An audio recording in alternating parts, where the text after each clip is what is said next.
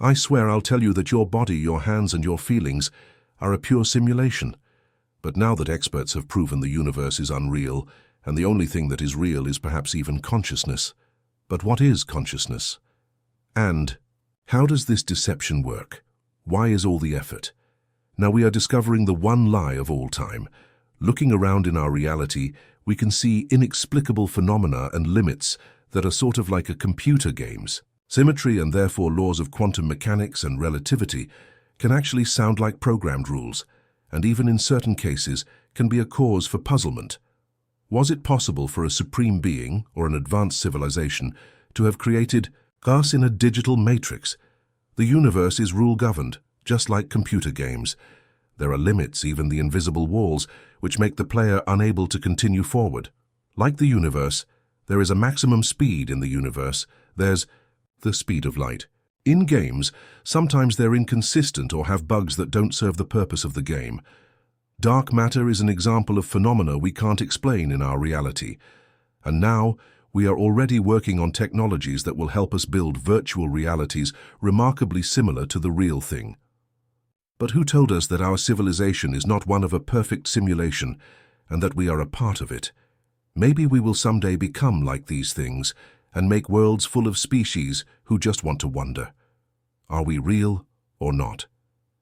The idea of multi-realities and artificial worlds has already been picked up by Tron, cyber cinema hit of the 80s, which continued into the new millennium. Bits and fighters in computer games are alive and well in the movies.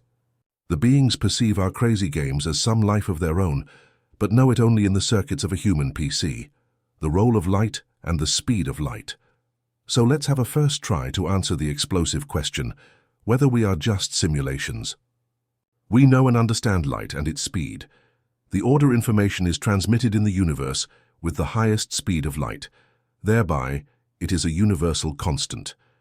In computer simulations, there normally is a maximum rendering or processing speed at which information can be updated or processed. It may be that the universe has such a limit and it's like a simulation, and there is a maximum processing speed. In addition, light cannot be changed by gravity and travels almost straight until it meets with an obstruction. This constant and unchanging behavior has now been seen as a kind of programming code by scientists. Remember, trickle-down theory stated that good would be passed down from me to you.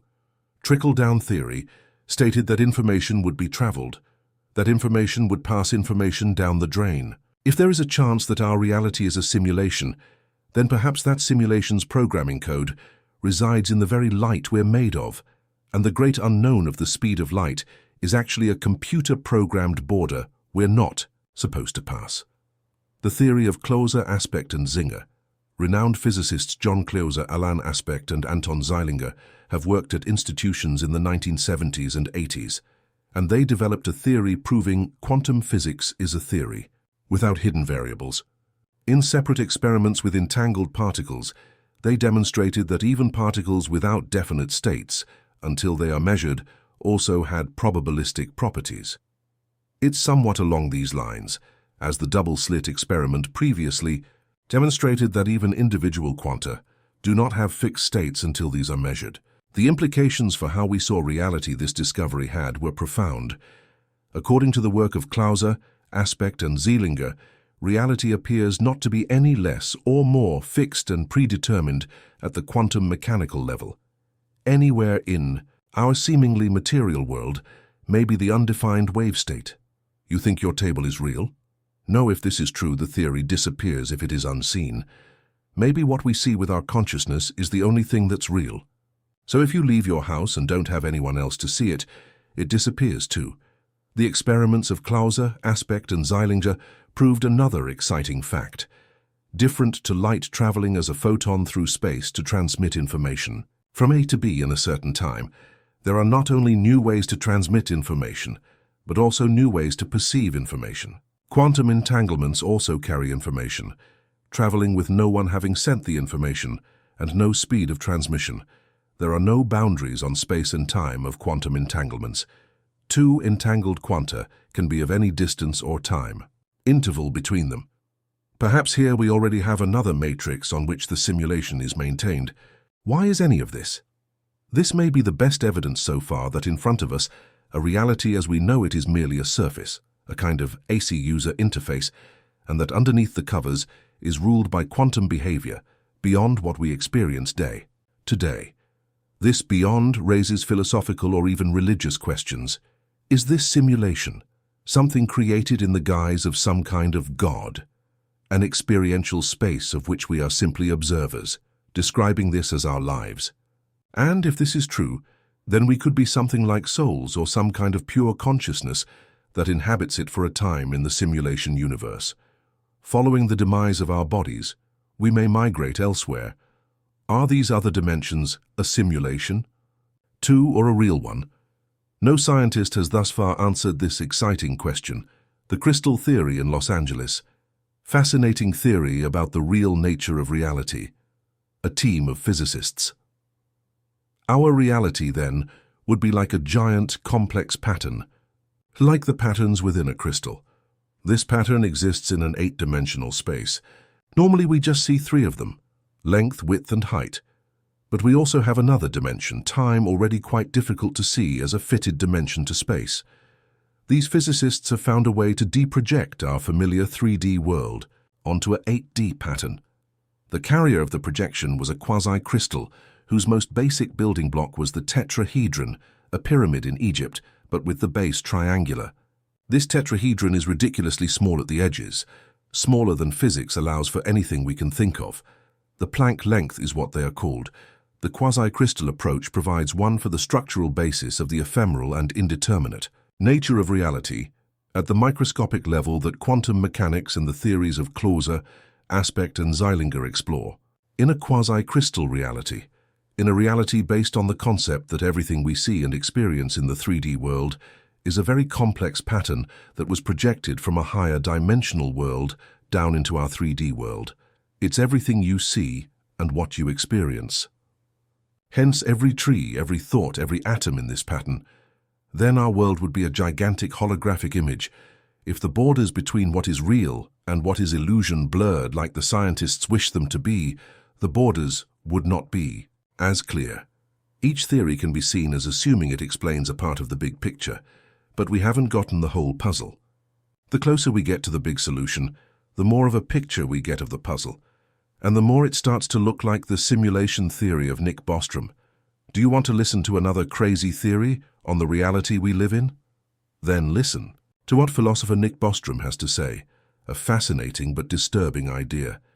In his hypothesis, the advanced civilization might be creating a computer simulation in which we're currently living, he said, much like Russian Nikolai Kardashev, who proposed a scale at which a civilization can develop to the point they can create new worlds.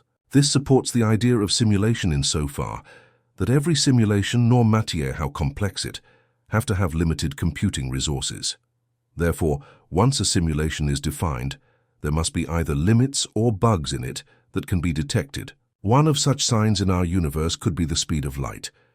They already think that the 50-50 odds tell you that we live in a real reality, and it's already considered by some scientists. Will quantum computers pursue the truth?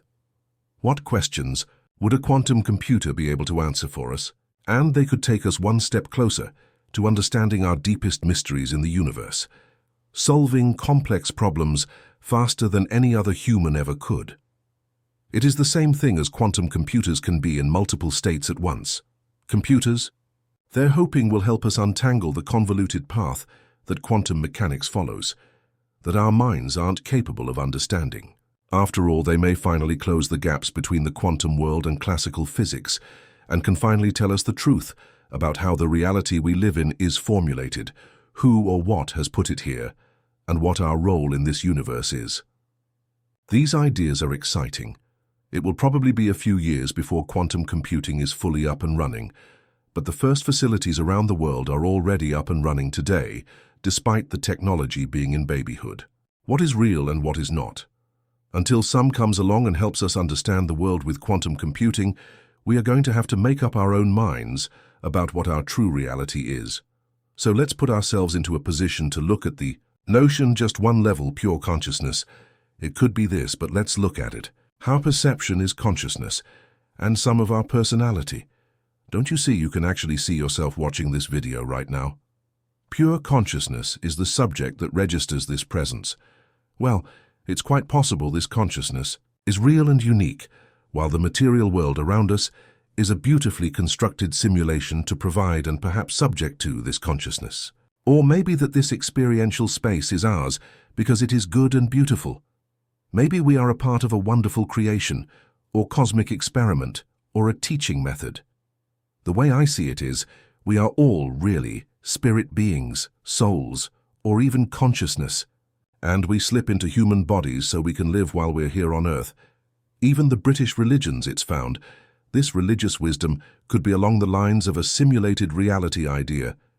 Then every experience, every decision could be a piece of a larger plan or experiment. It could kick us into thinking about our priorities and what really matters. This idea can help to raise us spiritually and mentally, but it can also scare us because the question of whether this world is divine or we are puppets in a predetermined world. Subscribe to watch many more exciting clips.